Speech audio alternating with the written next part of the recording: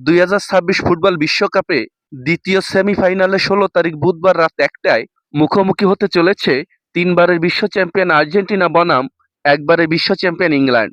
এই মহারণকে ঘিরে এক দূরদর্শী ভবিষ্যদ্বাণী করলেন ইংল্যান্ডের সাবেক কিংবদন্তি তারকা ফুটবলার ডেভিড বেকহাম। বেকহামের ভাষায়, ইংল্যান্ড নিঃসন্দেহে দুর্দান্ত একটি দল।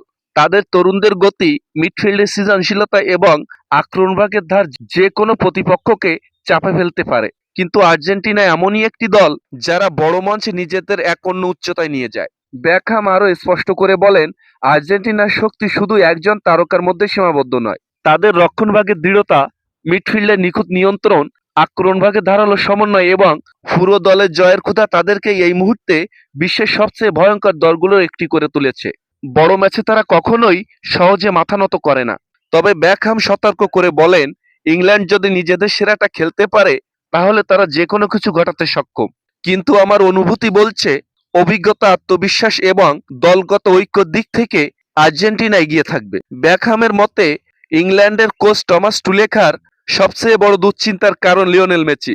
মাত্র 90 মিনিটে মেসির একটি জাদুকরী পাস, একটি ড্রিবলিং কিংবা একটি নিখুঁত শটই ম্যাচের ভাগ্য বদলে দিতে পারে।